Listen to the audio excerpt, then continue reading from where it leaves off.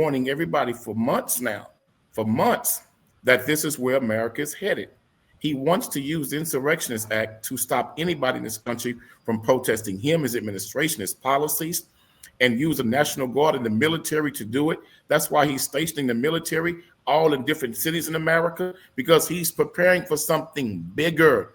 But he uses Antifa and other quote unquote groups as justification within America to bring in the National Guard, to bring in the Army. So the infrastructure will already be in place to follow through on the great grand reset plan that Trump is planning in this country.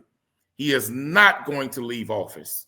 He's going to declare martial law, have the National Guard and military in these cities, suspend elections, and maintain power. You are watching the birth of a dictator in America in our lifetime.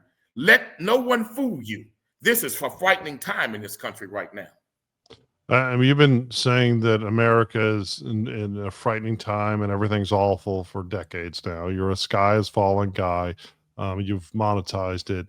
That doesn't mean that this isn't alarming, right? This causes visions of the Kent State massacre and other things.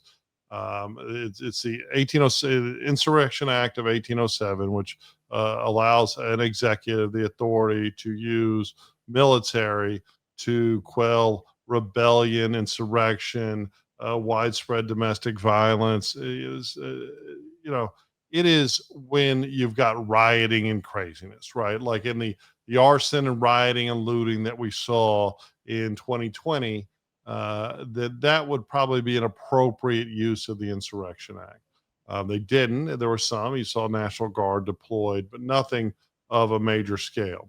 The huge difference between this and Trump employing federal law enforcement like he did in Washington, D.C. to attack crime is, of course, that federal law enforcement is trained law enforcement, so often at least as well trained as local law enforcement, sometimes better.